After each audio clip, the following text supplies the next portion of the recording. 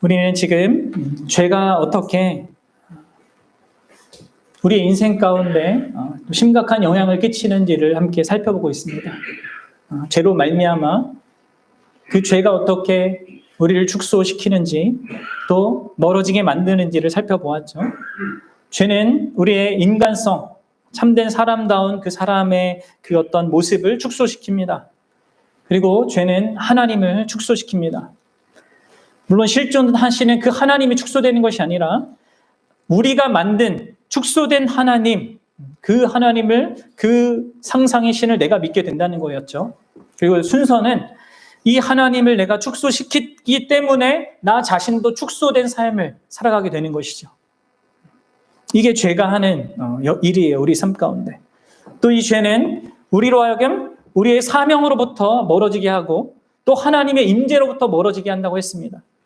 여기서 순서는 뭡니까? 하나님의 임재로부터 점점 멀어지면서 우리가 하나님께서 부여하신, 우리를 이 땅에 살게 하신 그 삶의 의도와 목적대로 사는 데 있어서도 점점 멀어지는 인생을 산다는 거예요. 여러분들, 우리 안에 있는 죄가 이러한 일을 계속하고 이러한 죄 가운데 사람들이 산다는 것이 얼마나 심각한 것인지를 알아야 합니다. 성경이 말하는 죄가 무엇이며 어떤 영향을 내 삶에 미치는지를 알아야지만 그럴 때에만 이런 죄에서부터 우리를 구원하러 오신 예수 그리스도, 그분의 이 땅의 성육신, 그분의 탄생, 이 성탄절을 우리가 말로 다 할 수 없는 기쁨으로 여길 수 있는 것이죠. 죄에 대한 이해가 여러분들 빈약하면 여러분들이 누리는 성탄의 그런 기쁨으로 누리는 그 기쁨도 빈약할 수밖에 없습니다. 여러분들, 그러면 죄는 뭐예요? 이런 영향을 미치는 이 죄는 뭐예요? 죄를 생각하면 우리는 늘상 어떤 규정을 어기는 것, 이런 정도 행위적인 것으로 생각합니다. 그러나 우리가 사사기 본문들에서 살펴보았듯이 죄는 단순히 나쁜 짓을 하는 그런 거 아닙니다. 17장 6절에 이렇게 말하죠. 한번 같이 읽어봅시다. 시작. 그때에는 이스라엘에 왕이 없으므로 사람마다 자기 소견에 오른 대로 행하였더라. 이게 죄예요, 여러분들. 내 소견에 오른 대로 행하는 것. 내 삶의 중심에 계셔야 될 참된 왕이신 하나님을 거절하고 내 마음대로, 내 뜻대로 사는 것을 죄라고 하는 거예요. 이것을 조금 달리 표현하면요. 참되고 유일하신 이 하나님과의 관계와 하나님을 섬기는 데에서 자기 정체성을 찾는 것을 거부하는 것입니다. 그리고 더 나아가서 이렇게 거부한 자들은 하나님이 하는 다른 무언가를 궁극적인 대상으로 삼고 그것에 자기 정체성을 찾고 자기 가치를 찾거든요. 이게 여러분들 죄인 것이에요. 다시 말해서 하나님과의 관계보다 그 밖에 다른 요소들을 삶의 의미와 목적, 행복의 중심으로 삼고 그 위에서 자기의 정체감을 또 가치감을 세워가려는 게 죄인 거예요. 그럼 이 죄의 개념을 명확하게 아셔야 됩니다. 예를 들어서 우리가 2주 동안 살폈던 게 누굽니까? 미가와 미가의 모친 그리고 레위인이었죠. 그들이 가치를 둔 게 뭐예요? 자기의 생존이었어요. 생존의 확장이었습니다. 그것을 하나님보다 더 중요한 것으로 자기 정체성의 기반으로 삼았어요. 그래서 하나님을 축소시켰고 자기를 축소시켰죠. 합당한 부모의 모습, 자녀의 모습이 못되도록 만드는 이런 모습을 가졌고 하나님의 임재로부터 멀어졌고 자신에게 주어진 사명으로부터 멀어졌습니다. 여러분들, 본래 인간은요, 하나님께서 우리 인간을 창조하셨을 때 하나님을 단순하게 머리 지식으로 믿고 하는 정도로 우리를 창조한 것이 아닙니다. 하나님을 진정으로 마음을 다해 신뢰하고 그분을 으뜸으로 사랑하고 그 하나님을 중심으로 삶을 꾸려가고 그분을 토대로 자신의 정체성을 구축하고 자기의 가치관을 세워가도록 창조되었어요.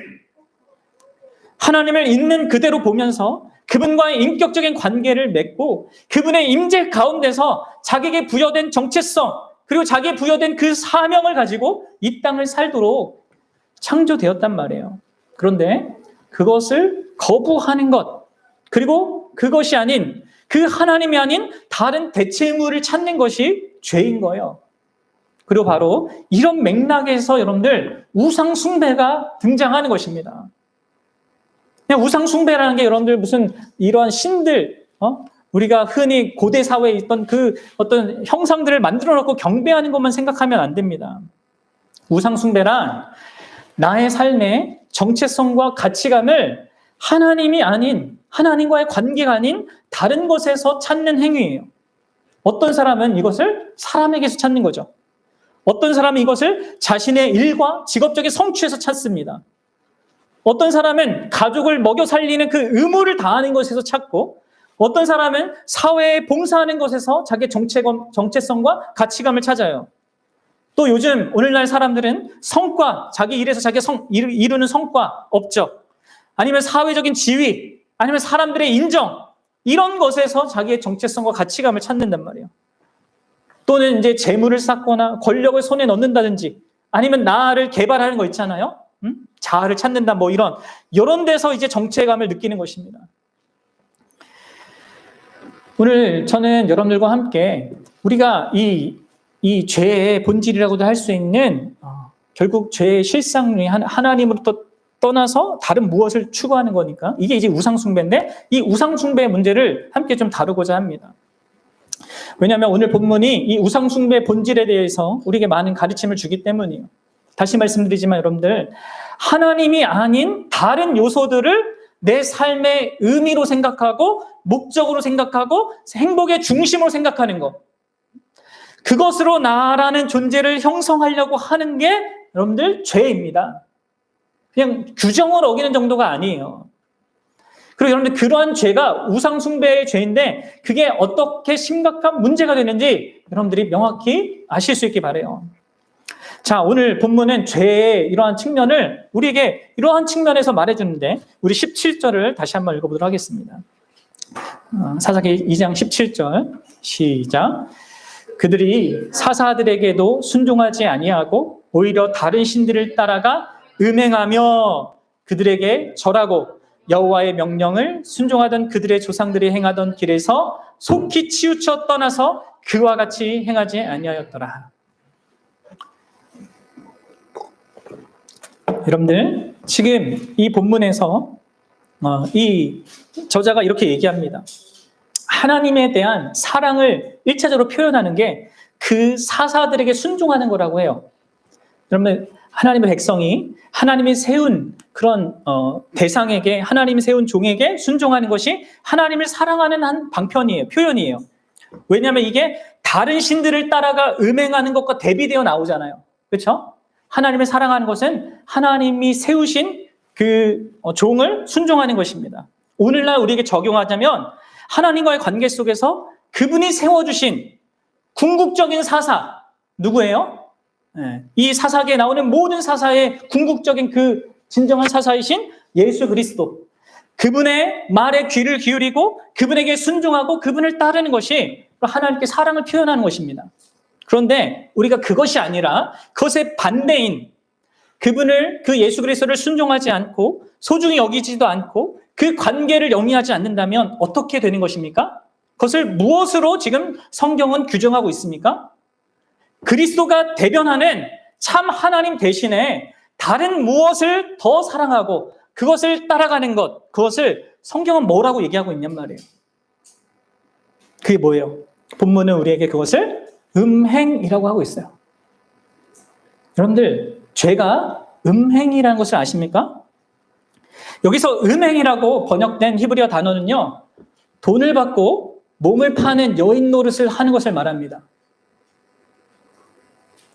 돈을 받고요, 그냥 작은 기쁨, 그것이 뭐 돈 때문에 갖는 기쁨이든 육체적인 기쁨이든 그 작은 기쁨 때문에 자기의 가치 있고 소중한 것을 그냥 내어주는 것이죠. 우리가 범죄하고 우상숭배를 하는 것은 결국 이런 행위를 하는 거라고 말하고 있습니다.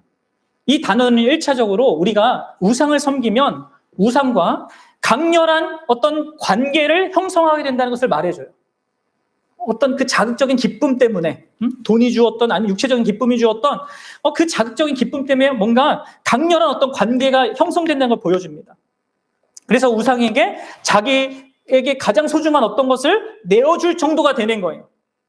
그것이 잘못된 것임을 알면서도 거부할 수 없는 정도의 어떤 그 강력한 관계가 형성되는 것입니다.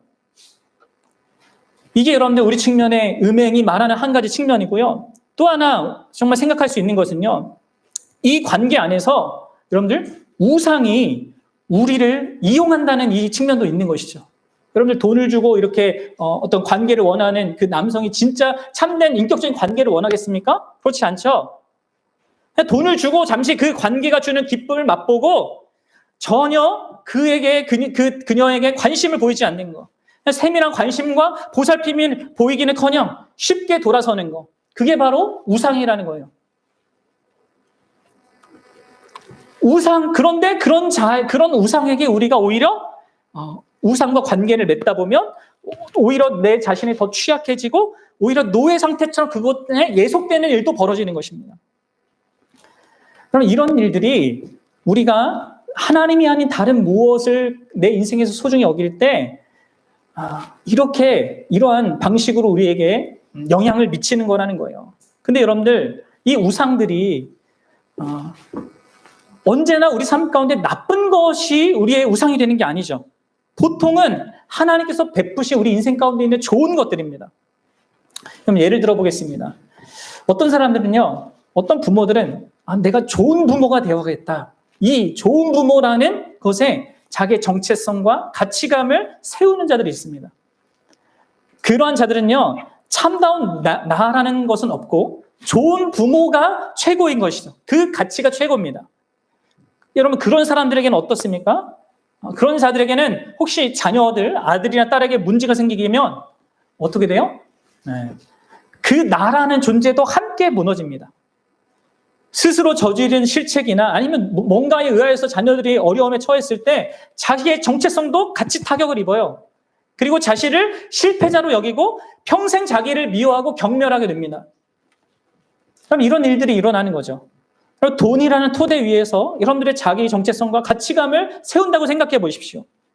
여러분들이 돈이 많아지고 적어지는 것에 따라서 여러분들 날마다 기뻐하고 슬퍼하는 것이 한날 요동하는 것이죠.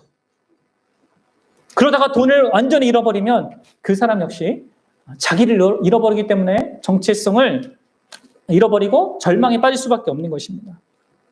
그럼 어떤 사람은 이렇게 말할지 몰라요. 나는 이 어떤 인간이나 어떤 가치나 물질이 아니라 그 어떤 것에도 행복이나 의미를 추구하지 않아. 그렇게 하지 않겠다. 그런 사람들이 많이 있으니까. 여러분들, 그럴 때 그렇게 말하는 사람 역시 개인의 자유와 독립성을 토대로 자기 정체성을 세우는 것입니다. 나는 어떤 것에도 영향받지 않고 그냥 나는 나로서 만족해. 이렇게 세우는 사람 있잖아요. 그것도 자기 위에 세우는 거예요. 여러분, 언젠가 그것을 위협하는 무엇이 나타나면 그도 자기를 잃어버리고 절망합니다. 그러면 하나님을 토대로 두지 않는 모든 이 정체성들은요, 잠깐 우리에게 기쁨을 가져다주고 뭔가 유익을 가져다줄지 모르지만 언제나 결론은 허망한 것으로, 절망으로 끝나요. 그리고 하나님을 토대로 두지 않는 이런 정체성은 대부분 중독성이 있습니다. 중독으로 이어진단 말이에요. 좋은 것들을 궁극적인 가치로 삼을 때, 그런 대상으로 삼을 때 영적인 중독 상태가 나타나게 되어 있는 것입니다. 하나님이 아닌 가족, 일, 명분, 업적 따위에서 삶의 의미를 얻으려고자 하면 여러분들 그것에 얽매이게 됩니다. 그리고 그것들을 손에 넣지 않으면 견딜 수 없게 됩니다. 그리고 엄청난 수고를 통하여서 열심히 노력해서 만약에 그것을 얻어도 항상 불안합니다. 자신이 지극히 정성을 쏟는 그 대상이 잘못될까 봐 늘 불안하고 그 넘치는 사랑이 그 대상이 무너지는 것과 함께 걷잡을 수 없는 괴로움에 빠지게 되는 거예요. 그래서 여러분들 크게 성공한 사람일수록 더 크게 두려움이 큽니다. 그래서 거기에서 그것을 유지하려고 이렇게 막 온갖 짓을 하게 되는 것이죠. 또 실패하면 어떻게 됩니까? 자기 삶을 그냥 포기해버리는 그런 행위를 저질러요. 여러분들, 이렇게 우상숭배는 결국 자기 돈을 받고 몸을 파는 여인이 진정으로 소유할 수 있는 게 아무것도 없는 거잖아요. 근데 그런 것과 같은 것이죠. 그럼 이게 바로 음행이라는 단어가 우리에게 말해주는 죄의 실상이자 우상숭배의 실상이에요. 근데 여러분들 우리가 한 가지 더 생각할 게 있습니다. 그것은 이 음행이라는 단어가 하나님 편에서 어떠한 건지를 좀 생각해 봐야 돼요. 그러면 하나님은 이스라엘에 행하는 이 우상숭배를요, 음행이라고 규정하고 있어요. 이것은 그분이 죄를 바라보실 때 모든 죄가 바로 그분이 생각할 때 그 죄가 간음이라고 여기신다는 것을 우리에게 말해주는 거예요. 단순히 내가 여러분들 잘못하는 거, 내가 행음하는 것을 차원이 아니라 하나님이 우리를 보실 때 우리가 하나님이 아닌 다른 무엇을 더 사랑하고 그것에 관심을 두는 것은요, 하나님이 간음으로 보신다는 거예요. 우리가 십계명에서도 나와 있잖아요. 간음하지 말라. 그런 죄는 영적인 간음입니다. 성경이 구약이든 신약이든 하나님과 우리의 관계를 말할 때 자주 사용하는 이미지들이 있습니다. 그게 뭐예요? 하나님은 왕이시고 우리는 그의 백성이다. 하나님은 목자시고 우리는 그의 양이다. 이렇게 해서 우리가 하나님이 왕이시니까 백성으로서 그분께 순종해야 되고, 그분이 목자시니까 우리가 양으로서 그분의 인도를 따라가야 되는 이러한 하나님과 우리의 관계를 묘사하는 측면들이 있는데, 여러분들 이것 말고 더 많이, 그리고 가장 강력하게 하나님과 우리의 관계를 규정하는 그런 묘사가 있습니다. 그게 뭐예요? 네? 그게 뭡니까? 바로 하나님은 신랑이고 우리는 신부라는 거예요. 하나님은 남편이고 우리는 그의 아내라는 것이죠. 여러분, 이게 하나님과 우리 관계를 하나님께서 묘사해 주는 가장 중요한 하나님과 우리의 관계성이에요. 그래서 이 성경에서 가장 강력하게 이런 하나님과 우리 관계를 묘사하는 게 이 결혼 관계인 거예요. 그래서 신약이든 구약이든 신약이든 항상 이 표현이 등장하고 있습니다. 자, 예레미야 31장 32절에 이런 표현을 하는데 우리 한번 읽어보도록 합시다. 예레미야 31장 32절 시작. 이 언약은, 자, 여기서 이 언약은 이제 새 언약을 얘기하는 것입니다. 새 언약. 이 앞으로 하나님께서 예수 그리스도를 통해서 맺으실 새 언약은, 보세요, 시작. 이 언약은 내가 그들의 조상들의 손을 잡고 애굽 땅에서 인도하여 내던 날 맺은 것. 그건 뭐예요? 옛 언약이겠죠. 그 옛 언약과 같지 않다는 거예요. 그렇게 같지 아니할 것은 내가 그들의 남편이 되었어도, 이렇게 얘기해요. 그러니까 옛 언약, 이스라엘 백성이 하나님과 신의 산에서 맺은 그 언약은요, 결혼 언약이었던 거예요. 그리고 새 언약도 마찬가지입니다. 새 언약도 결혼 언약입니다. 그래서 예수님을 신랑이라고 하고 우리를 신부라고 하는 것이죠. 이 묘사들이 다 무엇을 말해주는 것입니까?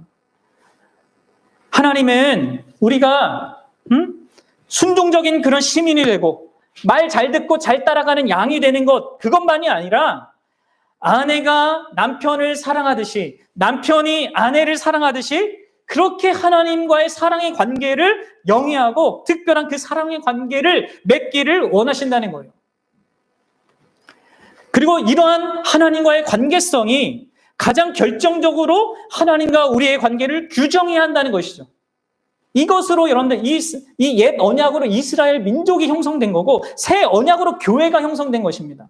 나머지 어떤 의미에서 왕의 이 비유, 이 목자의 비유는 서브적인 거란 말이에요. 하위적인 거란 말이에요. 하나님은 언제나 자기 백성과 이런 언약을 맺으세요. 사랑의 관계를 맺는 언약을 맺으세요. 구약 옛 언약이고 신약은 새 언약이잖아요. 그래서 여러분들 기독교가 왜 이 결혼 예식, 이것을 중요하게 여기는 겁니까? 왜 결혼 관계를 중요하게 여기는 거예요? 그것은 바로 이 하나님의 백성과 하나님과의 이 특별한 언약 관계를 상기시키고 반영하기 때문입니다. 그래서 여러분들이 아내 남편들이 진짜 결혼을 소중히 여기고 서로를 정말 사랑하는 데 힘써야 돼요. 기독교인들은. 여러분, 결혼은 뭡니까? 배타적이고 독립적인 법적 서약입니다. 이제 더 이상 다른 사람을 바라보지 않겠다고 하는 그런 선언이고 거기서 끝나지 않죠. 뭐예요? 진짜 참된 결혼 관계는 이 객관적인 서약 위에서 깊고 친밀한 이타적인 사랑의 관계를 영위하는 것, 관계를 영위하는 것을 포함해요. 단순히 다른 사람 안 보는 것뿐만 아니라 결혼한 대상과 깊고 친밀한 그런 관계를 영위하는 거. 그것을 감당하는 그 책임이 결혼 언약 안에 있는 거예요. 그렇죠? 그래서 여러분들 누가 날 사랑한다고 하는데 나한테 선물만 갖다 주면 그게 좋은 겁니까? 아니죠. 같이 관계를 영위해야 돼. 대화하고 사랑을 표현하고 나누는 이런 게 있어야 되잖아요. 하나님이 원하시는 게 그래서 가장 원하시는 게 이런 관계성이란 말이에요. 그런데 지금 이스라엘 상태는 무엇을 라고 할 수 있겠습니까? 근데 지금 이스라엘 상태는 어떤 상태인 거예요? 하나님이 그들의 행위를 음행이라고 이렇게 규정해요. 그 말은 뭐예요? 그들 여러분 지금 결혼을 했는데 몸을 파는 여인 노릇을 하고 있는 겁니다. 이게 정말 충격적인 상태인 거예요. 결혼을 했는데 사랑하는 그 남편이 있는데 돈을 받고 자기 몸을 다른 이에게 주는 행동을 하고 있어요. 진짜 최악 중에 최악 아니겠습니까? 지금 이스라엘이 그런 상태에 처해 있는 것이죠. 호세아서에 가면 하나님은 하나님의 백성을 바로 그렇게 묘사해요. 우리 호세아서 2장 13절 한번 봅시다. 시작. 그가 귀고리와 패물로 장식하고 그가 사랑하는 자를 따라가서 나를 잊어버리고 향을 살라 바알들을 섬긴 시일대로 내가 그에게 벌을 주리라. 여호와의 말씀입니다. 그렇게 곱게 화장하고 차려입고 나서 남편에게 가는 게 아니라 바알에게 갑니다.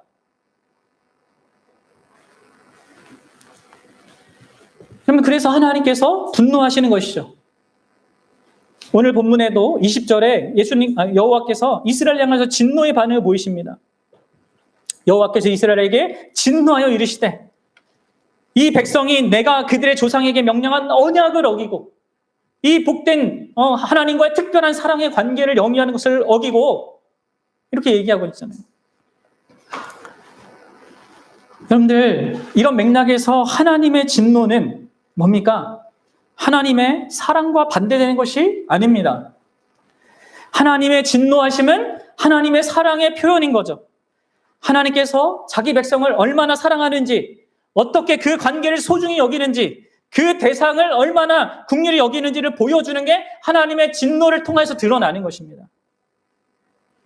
하나님의 그 백성이 참 남편인 하나님 자신으로부터 돌아서서 헛된 우상을 향하여서 몸을 파는 그런 여인처럼 음행을 할 때 하나님은 정당한 분노로 반응하시는 거예요. 여러분들, 내가 온 마음과 뜻을 다해서 그 한 사람을 사랑했는데 그 사람이 나와 결혼해놓고 바로 다른 이에게 나아간다면 그러면 그게 분노하는 게 정상입니까? 아닙니까?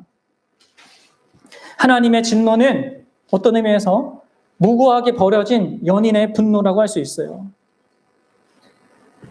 여러분들 어떤 남편이 누군가에게 이런 소리를 듣습니다. 당신 아내가 지금 다른 남자와 바람을 피고 있다. 이런 말을 들었어요. 그럼 그 남편이 그럴 수도 있죠. 괜찮아요. 이렇게 말한다면 여러분들 그 얘기를 전해준 사람은 어떻게 반응할까요? 경악하겠죠. 왜요? 그 사람이 진짜 진정으로 아내를 사랑하는 게 맞는가? 이런 의문이 들 거 아닙니까? 반대로 그가 격렬하게 질투하면서 막 분노한다면 그러면 그것이 적절한 반응이라고 우리가 여길 거예요. 진짜 이 사람은 아내를 사랑하고 있구나. 여러분들, 하나님의 분노는 이거예요. 그분의 순전한 그 사랑이 배신당했을 때 느끼시는 그 거룩하고 인격적인 분노라는 거예요. 하나님의 분노는 우리 인간의 혼잡하고 뒤섞이고 또 잘 조절 안 되는 그런 분노와 차원이 다른 분노입니다. 선한 분노인 것이죠. 그리고 그분께서 그런 분노 가운데서 내리시는 징계도 여러분, 징계를 위한 징계가 아니에요. 자기 아내인 이 자기 백성이 자기 남편인 자신에게 돌아오게끔 하기 위한 징계로 허락하시는 거예요.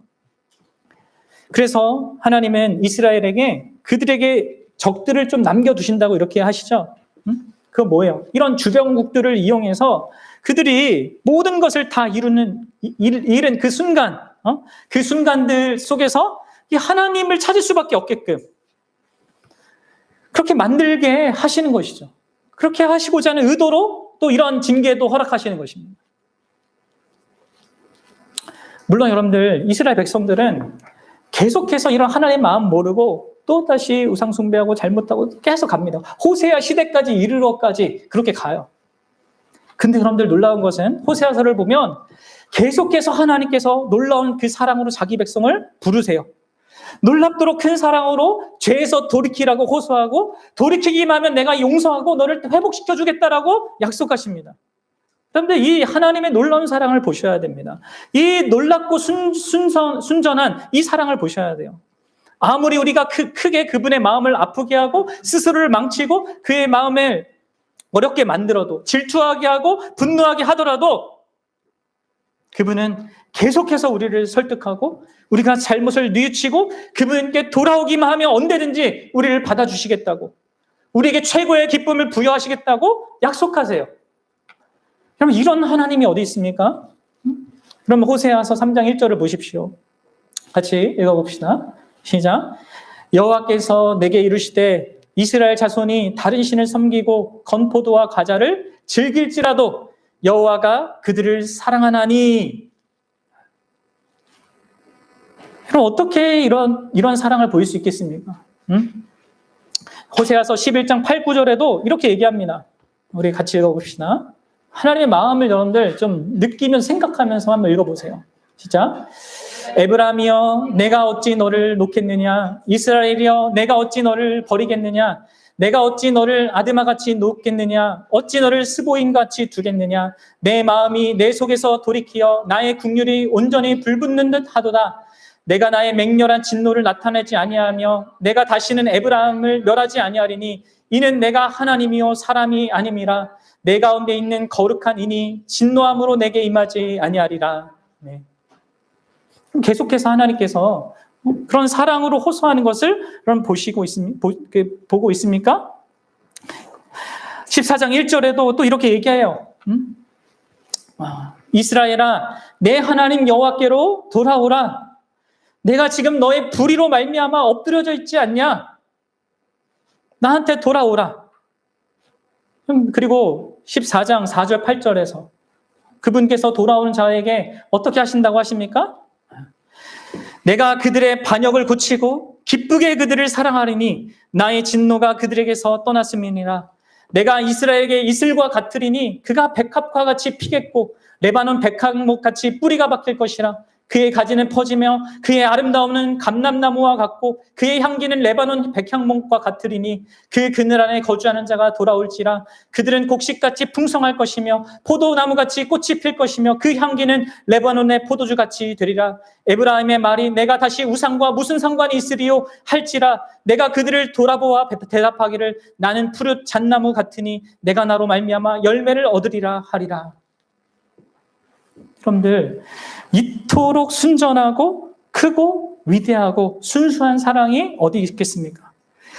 수천 번 수만 번을 딴 대상을 바라보고 바람핀 배우자를 이렇게 오래도록 순전히 기다리고 돌아오라고 하고 호소하고 돌아오면 다 용서하고 사랑하고 너의 모든 것들을 채워주겠다고, 너를 온전하게 만들어주겠다고, 너의 정체성을 회복시키고 사명을 회복하겠다고 이렇게 말해주는 이 바보 같은 사랑이 어디 있습니까? 여러분, 이런 사랑 이 세상에서 본 적 있습니까? 네. 아무리 사람이 보이는 위대한 사랑도 이런 사랑을 보이지 못합니다. 하나님은 우리의 배타적이고 인격적인 사랑의 관계를 그래서 원하시는 거예요. 하나님이 이토록 우리를 사랑하시니까. 그분이 관계를 원하고요. 우리도 그 관계를 누리기를 원하는 것입니다. 진짜 하나님 자신만이 우리를 우리답게 만들고 우리를 행복하게 해줄 수 있기를 그분이 아시니까, 하나님 안에서만 우리가 참된 사명을 가지고 우리가 살 수 있음을 알기 때문에, 사명을 영위하면서 행복하게 살 수 있음을 알기 때문에 그분은 우리에게 돌아오라고 말씀하시는 것이죠. 여러분, 이러한 순전한 남편을 두고 진짜 다른 여인에게, 다른 남편에게, 다른 남자에게 눈을 뺏기고 돌이키는 것은요, 정말 최악 중에 최악이에요. 그렇죠? 여러분들, 그런데 우리가 여기에서 좀 더 주의 깊게 이 죄의 문제, 특별히 우상숭배의 문제를 좀 생각해 볼 필요가 있습니다. 왜냐하면 우리가 경계해야 될 우상숭배는 명확하게 보이는 우상숭배가 아니라 아주 미묘한 우상숭배이기 때문에 그렇습니다. 미묘한 영적 간음을 우리가 범할 수 있거든요. 사실 사사기의 이 이스라엘 백성과 호세아 시대까지 이 이스라엘의 역사는 그런 상태였단 말이에요. 여러분들 2장 19절을 다시 보세요. 2장 19절. 그 사사가 죽은 후에는 그들이 돌이켜 그들의 조상보다 더욱 타락하여 다른 신들을 따라 섬기며 그들에게 절하고 그들의 행위와 패역한 길을 그르치지 아니하였으므로. 여러분 이 19절을 보면 그럼 이들은 지금 하나님을 버린 것은 아니에요. 그렇죠? 하나님을 버리고 다른 신을 선택했다. 다른 신만 섬기겠다. 그렇게 결정한 게 아닙니다. 그들은 참 하나님을 다른 신으로 완전하게 교체한 것이 아닙니다. 하나님을 섬기면서 동시에 다른 신을 따르고자 했던 것이죠. 살아계신 하나님께는 불충성하면서 다른 신들을 따라 섬기기로 결정한 것입니다. 한마디로 뭐예요? 두 살림을 차린 거죠. 그럼 여기에서 우리는 인간이 여러 신을 동시에 섬기는 것이 가능하다는 것을 봐요. 그리고 어쩌면 그런 것이 더 자연스러운 것입니다. 그래서 여러분들 우리 고대 사회의 사람들이 왜 무슨 온갖 종류의 신들을 만들었겠습니까? 뭐 전쟁의 신, 뭐 바다의 신, 뭐 산의 신, 농업의 신 이런 거 왜 만든 거예요? 실제로 그럴 수 있다니까. 모든 것이 우리에게 우상이 될 수 있단 말이에요. 이스라엘은 여호와 하나님을 예배하는 것을 전면으로 중단한 것이 아닙니다. 대신 다른 신들을 함께 예배하기로 한 것이에요. 그리고 이러한 상태를 잘 드러내는 본문이 있는데 사사기 당시는 아니지만 이 호세아 선지자가 이게 사역했고 그런 배경이 되는 열왕기 하에 보면 이런 말씀이 있어요. 같이 읽어봅시다. 시작. 이와 같이 그들이 여호와도 경외하고 또한 어디서부터 옮겨왔든지 그 민족의 풍속대로 자기의 신들도 섬겼더라. 여호와도 경외하고 다른 신들도 함께 섬기는 거예요. 그러면 고대 세계에는요, 이스라엘 외에 모든 이방인의 세계관은요, 많은 신들이 있었다고 했죠. 각 신은 그 영향력이 미치는 그 특정한 영역을 가지고 있었다고 믿어졌어요. 그래서 농업의 신이 이 농업을 관장하고, 바다의 신은 바다를 관장하고, 사랑의 신, 사랑의 관계를 관장하고, 음악의 신, 뭐 전쟁의 신, 막 이런 것들이 있단 말이에요. 성경에 가장 많이 등장하는 게 이 농업의 신 바알하고 또 다산의 신 아세라가 있잖아요.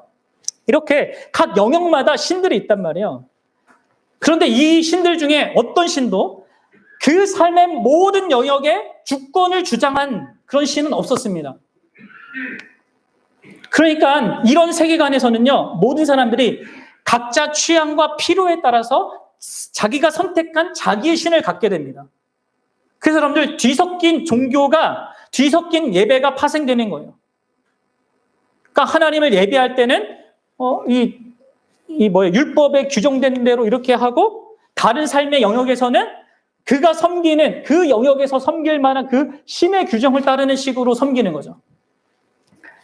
그런데 따라서 이런 입장은 여호와 하나님의 존재를 받아들일 수 있지만 이 여호와 하나님의 배타적인 그 주권 그리고 배타적인 사랑의 요구 이것을 받아들이지 못하는 것입니다. 그냥 단순히 여호와 하나님은 여러 신들 중에 하나인 것이죠. 아니 그냥 많은 신들 중에 가장 높은 신 그 정도로 쳐줄 수는 있어요. 하지만 여호와가 유일한 하나님이거나 참 하나님이거나 모든 영역에서 주권이고 모든 영역에서 나에게 또 사랑을 요구하는 그러한 나의 유일한 남편이라고 얘기할 수는 없게 되는 것이죠. 그럼 그래서 다른 신들을 섬기는 것을 이방인들은요, 음행이라고 이렇게 규정한 데가 없어요. 오직 성경만이 이렇게 얘기한단 말이에요. 결국 이렇게 하나님을 혼합적으로 믿은 것이요, 이스라엘로 하여금 하나님이 약속하신 그 땅을 온전히 차지하지 못하게 만들었습니다. 약속의 땅은 오직 하나님만을 예배하는 곳이어야 합니다. 그분이 차리신 신혼집이란 말이에요. 뭐예요? 거기는 오직 하나님과 하나님 백성만의 그 사랑의 관계를 누리는 그런 곳이어야 되는데 뭐가 된 것입니까? 남편이 마련한 그 집과 그 집에 딸린 모든 가구에 그리고 각 방마다 자기가 가져온 수많은 다른 애인들을 다 심어놓고 그렇게 사는 거죠. 여러분들 이거를 생각해 보셔야 합니다. 그냥 우리는 어떻습니까? 우리의 삶의 모든 영역에서 진실로 하나님만이 주인이 맞고 또 남편이 맞습니까? 배타적으로 다른 무엇보다 그분을 사랑하고 존경하고 높이는 중심으로 그 모든 것을 대하고 사랑합니까? 여러분들 잘 생각해 보셔야 합니다. 교회 안에서는 그런 척하고 내가 다른 영역에서는 다른 신을 섬기고 있는지 싶는 것은 아닌지 생각해 봐야 돼요. 교회 안에서는 하나님을 사랑하는 척하고 내 가정에서는 하나님보다 아내를, 남편을, 자식을 더 사랑하고 직장에서는 하나님이 아니라 내 승진이나 다른 사람의 평가나 보수를 더 사랑하고 내 개인의 삶의 영역에서는 나의 취미나 관심사가 하나님보다 더 사랑스러운 것이 되어서 그분을 잇는, 그럼 이게 미묘한 우상숭배예요. 이런 삶은요, 하나님이 마련해 주신 그러한 집에 그동안 만났던 그 모든 애인들 다 불러들이는 행위란 말이에요. 이게 정상적이겠습니까? 흉악한 죄죠, 이것도. 최악 중에 최악입니다. 사랑 여러분, 특별히 기독교인에게 가장 큰 문제는 무신론자가 되는 것이 아닙니다. 오히려 하나님께서 우리 마음속에서 우리의 우상들과 공존하는 것을 아무렇지도 않게 여기는 거예요. 이 이스라엘 백성들처럼. 우리는 미묘하게 이 세상의 것들을 우상으로 삼고 하나님도 동시에 사랑하고자 하는 그런 왜곡된 사랑을 할 수 있어요. 그리고 이게 가장 큰 문제가 되는 것은 이 유혹이 너무나 미묘해서 내가 주의를 잘 지키고 어떤 특정한 기독교적인 행위를 하면서 또 나는 잘못된 것이 없다라고 여긴다는 거예요. 그리고 자기를 합리화한다는 거예요. 사랑 여러분, 하나님의 사랑은요, 순수한 사랑입니다. 그리고 그런 사랑은 배타성을 우리에게 요구해요. 그래서 마음을 다해, 힘을 다해, 뜻을 다해 주 너의 하나님을 사랑하라 이렇게 요구하는 거예요. 하나님이 그렇게 나를 사랑하니까. 그런데 그 사랑을 외면하고 내가 다른 것에서 뭔가 다른 무엇을 이렇게 찾고자 하는 것이 얼마나 잘못이겠습니까? 사랑 여러분, 그렇다면 결론적으로 우리가 이 우상숭배의 죄를 피하기 위해서 어떻게 해야 하는가? 이것을 세 가지 측면에서 적용적으로 생각해 보고자 합니다. 여러분들, 이 우상숭배, 특별히 미묘한 우상숭배를 피하기 위해서는요, 먼저는 우리 마음 가운데 있는 우리의 우상, 특별히 미묘한 이 우상을 식별해내야 합니다. 그럼 어떻게 식별할 수 있을까요? 이 부분을 이제 팀 켈러 목사님이 잘 이렇게 요약해서 정리해 주셨는데요. 여러분들, 그분이 이렇게 얘기해요. 먼저 여러분들이 혼자 있을 때 자기의 생각이 자동적으로 어떤 방향으로 흘러가는지를 파악해 보라고 합니다. 무심코 여러분들의 머리에 상상을 차지하는 것. 여러분들, 이상적인 가정의 모습일 수 있고 아니면 승승장구하면서 자기 커리어에서 성공하는 어떤 모습일 수 있어요. 그게 곧 우상숭배라고 말할 수는 없지만 그럴 가능성이 있습니다. 그럼 습관적으로 여러분들이 생각하는 것, 혼자 속으로 기쁨과 안정과 소망을 얻는 대상이 무엇인지 그것을 생각해 보셔야 돼요. 그렇게 여러분들이 인식할 수 있어요. 그리고 두 번째로 여러분들이 돈을 지금 어디에다 쓰는가를 보십시오. 그러면 여러분들이 진짜 사랑하는 것이 무엇인지를 식별할 수 있습니다. 예수님이 말씀하셨어요. 내 보물이 있는 그곳에 내 마음도 있느니라. 우리의 피땀이 담긴 이 돈을 여러분, 우리는 가장 사랑한 대상 쪽으로 이렇게 흘러가게 돼 있거든요. 어떤 대상, 그게 어떤 사람이든 사물이든 어떤 가치든 그것에 지출하는 돈이 너무 많아서 내가 절제가 힘들다. 그럼 그것이 우상숭배의 징조입니다. 셋째로 여러분들 특별히 기독교인에게 적용되는 것인데요. 기도가 응답되지 않고 내가 소망하는 것이 꺾일 때 내가 어떻게 반응하는가를 보면 안다는 거예요. 기도하는 대로 안 되고 소망한 대로 되지 않았을 때 여러분들 누구나 실망하죠. 근데 여러분들 참되고 살아계신 하나님을 믿는 자들은 그 실망감을 떨치고 일어날 수 있습니다. 왜냐하면 하나님께서 나를 사랑하시고 하나님께서 모든 것을 주관하고 계시기 때문이죠. 그런데 기도한 대로 안 되고 소망한 대로 안 되는데 내가 분노하게 되거나 분노가 폭발하거나 내가 깊이 절망한다면 그것이 여러분들의 실제 신일 수 있습니다. 마지막으로 여러분들의 감정을 살펴야 돼요. 특별히 가장 고통스러운 그 감정의 밑바닥에 우리의 우상이 있을 가능성이 높아요. 좀처럼 거치지 않는 감정, 뻔히 잘못인지 알지만 그 잘못된 행동으로 나아가게 하는 나를 몰아가게 하는 그 감정의 밑을 살펴야 돼요. 그래서 여러분들 화가 날 때면 물어봐야 돼요. 내가 진짜 이 일이 진짜 그렇게 화를 낼 만한 일인가? 진짜 정말 나에게 중요한 일인가? 혹시 내가 무슨 수를 써서라도 손에 넣어야 된다고 생각하는 건 아닌가? 그걸 물어봐야 돼요. 아니면 여러분들이 심한 두려움과 절망과 죄책감에 들 때에도 스스로에게 물어봐야 합니다. 내가 이렇게 두려워하고 절망한 이유가 나한테 꼭 필요한 게 아닌데 내가 필요하다고 여기는 뭔가가 나한테 있는 것인가? 내가 그게 위협받아서 이렇게 절망하고 두려워하고 있는 게 아닌가? 꼭 침울할 이유가 아닌데도 불구하고 그렇게 내가 그렇게 하고 있는 건 아닌가? 여러분들 그 자기의 감정의 뿌리를 보면요. 거기에 우상이 있습니다. 이게 여러분들 우리가 먼저 우상을 식별하는 방식이에요. 그리고 두 번째로 여러분들이 우상 숭배 이 죄, 그리고 여러분들의 모든 죄, 이 죄는 결국 다 우상 숭배로 이어지는데 이 모든 죄를 피하기 위해서 이 두 번째로 여러분들이 가져야 될 것은요. 죄에 대한 관계적인 이해입니다. 죄에 대한 관계적인 이해. 죄를요, 자꾸 내가 하나님의 율법을 어기는 것, 어떤 규정을 어기는 것으로만 이해하면 안 돼요. 그럼 그렇게 이해하면 여러분들은 항상 자기 자신만 꾸짖습니다. 그리고 자기 자신만 꾸짖는 그 사람은요, 결국 오히려 그 죄를요, 계속 더 짓고 싶어 하는 이상한 자기 자신을 보게 됩니다. 우리 자녀들도 그렇죠. 꾸짖기만 하는 그 자녀들은요, 이상하게 삐뚤게 더 꾸짖는 그 일을 하려고 해요. 그게 우리 마음에 일어나는 거예요. 여러분들, 자기의 죄를 극복하고 진짜 참으로 변화된 삶을 살고 싶은 사람은요, 자기가 한 잘못으로 자기를 꾸짖는 것만으로 안 돼요. 그것이 어느 정도 필요하겠죠. 그러나 자꾸 그렇게만 하면 그냥 자기를 꾸짖고 자포자기하는 방향으로 나아가게 돼서 변화되지 못한단 말이에요. 여러분들, 죄는 단순히 하나님의 법을 어기는 것만이 아니에요. 죄는 뭐예요? 죄는 우리를 순전하게, 정말 말도 안 되는 그 순전한 사랑으로 사랑하시는 하나님의 마음을 아프게 하는 것입니다. 하나님의 모든 명령은 그분의 사랑이 담긴 명령입니다. 그리고 그 명령을 깨트리는 것은요, 그리하여서 하나님이 아닌 다른 것들을 추구하는 것은 그 하나님의 순전한 사랑의 마음을 상처내는 거예요. 그것은 우상을 따라가는 것은, 죄를 범하는 것은 우리의 순전한 남편 대신 하나님의 그 순전한 그 마음을 칼로 도려내는 거라는 거죠. 여러분들, 심리적인 고문이라고 들어봤습니까?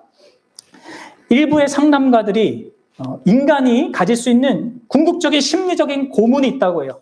그러니까 인간에게 일어날 수 있는 최악의 일로 말미암아 인간이 그런 심리적인 고문을 당할 수 있는데 그걸 당하는 그 일이 뭔지 아십니까? 그게 바로 이혼입니다. 특히 배우자가 바람을 펴서 이혼을 하게 된 그때 경험하게 된 인간의 그 마음에 있는 그 충격은 이상의 그 어떤 충격과 비교할 수 없을 정도로 크다고 합니다. 왜 그렇습니까? 그 대상은 자기 전부를 다 내어준 대상이죠. 자기 전부를 바친 대상이고 나의 모든 것을 아낌없이 보여주고 나의 약함까지 이렇게 드러낸 대상이에요. 그 대상이 나를 거부하고 외면하고 심지어 다른 사람 품에 안겼을 때 그 종류의 고통은 그러니까 최악의 심리적인 고문이 되는 거죠. 이게 여러분들, 이 죄가 하나님께 가져다주는 고통의 그 유사성이 있는 거예요. 여러분, 우리가 죄를 내가 하지 말아야 할 것을 범했다는 것이나 아니면 그로 인해서 내가 책임져야 한다는 것만 생각하면 안 됩니다. 우리는 하나님이 죄에 대해서 어떻게 느끼시는지를 이해해야 해요. 여러분, 그분은 우리를 사랑하는 신부로 여기시죠. 자기 전부로 우리를 사랑하십니다. 그분은 지극히 거룩하고 위엄 있고 존재 자체로는 우리를 전혀 필요하지 않으시는 분이에요. 그럼에도 불구하고 하나님은 자발적으로 우리를 사랑하기로 하셨습니다. 우리 없이 영원을 누리지 않기로 결정하셨습니다. 그래서 그분은 우리에게 자신을 취약하게 만드셨어요. 그분이 우리를요, 자신의 마음에 묶으셨어요. 그래서 여러분들, 하나님이 우리에게 주시는 것, 다른 세상의 종교와 달리 이 기독교가 말하는 하나님이 우리에게 주시는 것은 하나님 자신이죠. 하나님의 마음이죠. 그래서 여러분들, 우리가 하나님이 아니라 다른 무엇을 위해 살 때 그것은 배우자에게 이게 배반당한 사람이 겪는 그것보다 더 심각하고 훨씬 큰 아픔을 그에게 가하는 것입니다. 단순히 그분의 법을 어기는 게 아니에요. 그분의 마음에 그 심장을 도려내는 그 아픔을 가하는 거예요. 하나님께서 나를 그분의 마음의 중심에 두셨기 때문에 우리가 하나님을 내 마음에, 내 삶의 중심에 두지 않을 때마다 그분의 심장을 찌르는 거라고요.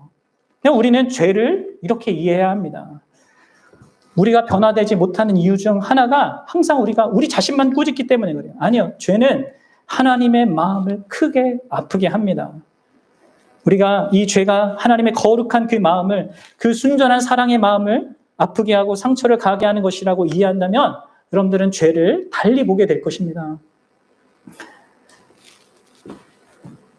마지막으로 여러분들, 우리는 죄를 이렇게 바르게 이해해야 될 뿐만 아니라 예수 그리스도로 말미암아 하나님과의 친밀하고 인격적인 사랑의 관계를 맺고 누려야 합니다. 이게 여러분들 우리가 이 우상숭배의 죄로부터 벗어나고 또 그것을 극복하는 최고의 힘이죠. 그렇죠? 한 아내의 남편이나 아내가 바람을 피지 않으려면 어떻게 해야 됩니까? 여러분들? 다른 남자나 여자를 바라보지 않는 것만으로 됩니까? 아니죠. 지금 내 남편이, 지금 내 아내가 얼마나 사랑스럽고 내 배우자의 관계가 얼마나 기쁘고 행복한지를 알고 영위할 때만 그게 여러분 자연스럽게 되는 거죠. 마찬가지입니다. 우리가 우상숭배의 죄에 빠지지 않기 위해서, 모든 죄의 유혹에 빠지지 않기 위해서 우리가 부단하게 애쓰고 이렇게 영위해야 되는 것은 하나님과의 깊은 관계를 예수 그리스도와 안에서 누리는 것입니다. 바로 예수 그리스도께서 이 땅에 오신 이유가 바로 이거죠. 우리로 하여금 이 복되고 영광스러운 하나님과의 그 사랑의 관계를 영위하게 하시려고 그분이 하늘의 영광을 버리고 이 땅에 오셨습니다. 보이지 않는 하나님과 우리 인생들이 생생한 인격적인 관계 속에서 사는 것을 우리에게 풍성하게 갖게 하기 위해서 그분이 친히 사람으로 사람이 되셨고 우리를 위해서 사셨고 우리를 위해서 죽으셨어요. 사랑하는 여러분, 예수 그리스도께서 이 땅에 오신 것, 그리고 그분이 이 땅에서 하신 그 일의 의미와 그 목적, 그것을 분명하게 알고 그것을 여러분들 영위하는 자가 되어야 합니다. 여러분들은 우상보다 예수 그리스도께서 얼마나 더 아름다운 분이신지, 얼마나 더 영광스럽고 매력적인 분이신지, 얼마나 복된 분이신지, 얼마나 우리에게 정말 복된 모든 것을 주시는 분이신지를 알고 그분이 여러분들의 심령 가운데서 마음속에서 더 선명해져야 합니다. 그래야지만 그 가짜 신들이, 모든 가짜 신들이 대체될 수가 있어요. 우리가 신자인데도 불구하고 우리 삶에서 사랑이 넘치지 못하고 약속도 지키지 못하고 이타적으로 살지 못하는 이유는 무엇입니까? 우리가 연약한 죄인이기 때문일까요? 물론 그것도 맞죠. 그러나 구체적인 더 근본적인 이유가 있습니다. 그것은 우리가 예수 그리스도가 아닌 다른 뭔가가 있어야지만 행복할 수 있다고 생각하기 때문입니다. 미묘한 우상숭배를 하고 있기 때문에 하나님보다 예수님보다 더 뭔가 중요하기 때문에 우리가 사랑하지 못하고 약속을 지키지 못하고 이타적으로 살지 못하는 거예요. 사람들의 인정과 평판과 권력과 안정, 세상적인 어떤 부요함, 이게 하나님의 은혜와 예수 그리스도의 사랑보다 그분이 약속한 것보다 더 중요하고 가치 있게 여기기 때문에 그것에 내 정체성과 가치감을 두고 있기 때문에 우리가 그렇게 사는 것입니다. 아닙니다, 여러분들. 이 세상의 무엇도 진정으로 나의 정체성과 나의 생명과 나의 가치가 될 수 없어요. 이 모든 좋은 것들은 다 선하고 좋은 것이죠. 하나님이 주신 것이니까. 그러나 그것이 우리의 정체성과 생명과 가치가 될 수 없습니다. 우리는 그것을 다스리는 존재로 부름받았지 그것을 지배당하고 그것이 나를 규정하는 존재로 부름받은 자들이 아니에요. 우리의 정체성과 가치는, 그것을 규정하는 것은 그리스도, 그분께서 우리를 위해서 행해 주신 일, 그분께서 우리를 향해서 베푸시는 그 사랑입니다. 우리를 규정하시는 것은 오직 예수 그리스도 그 한 분이셔야 하는 거예요. 바라기는 이 그리스도와 여러분들 인격적인 사랑의 관계를 누리십시오. 말씀을 묵상하고 이 말씀을 반응해 기도하고 그분께서 함께 하시는 그 공동체적인 그 예배에 여러분들 나아가 그분을 풍성하게 만나는 이 일을 소중히 여겨야 합니다. 그래서 여러분들의 마음속에 그 예수 그리스도가 생생해져야 하는 거예요. 우리의 최고의 남편 되신 예수 그리스도, 그분만이 진정으로 우리 인생 가운데 참 유일한 남편이세요. 그리고 그분은 이 세상에 우리가 가짜 신으로 여기는 모든 대상보다 비교할 수 없을 정도로 최고의 그런 신랑이 되신 것입니다. 왜냐하면 우리 예수님은요, 우리 인생 가운데 이것을 드러내 보이실 거예요. 그래서 정말 우리가 이 세상의 모든 것을 다 뒤로하고 오직 예수님만을 우리의 남편으로 인정하고 여기고 인정하지 않을 수 없도록 그분이 우리 인생 가운데서 일하실 것입니다. 우리를 절대 포기하지 않고 자신의 거룩한 신부로 오직 예수님만 사랑하는 그런 신부로 만드실 거예요. 그 일을 위해서 그분이 이 땅에 오셨고 그 일을 위해서 성령께서 우리 인생 가운데 역사하시는 것입니다. 바라기는 이러한 그분의 정말 놀랍고 순수하고 열심 있는 이 사랑에 여러분들 인격적으로 여러분들도 반응하십시오. 그래서 여러분들이 정말 너무나 쉽게 이 모든 우상들을 다 뒤로하고 그것들을 다 버리는 것은 아니지만 누리지만 그분의 사랑 안에서 그것들을 영위하면서 누리는 그런 복된 하나님의 백성들로 하나님의 신부로 세워져가는 교회가 되길 바랍니다. 같이 기도하겠습니다.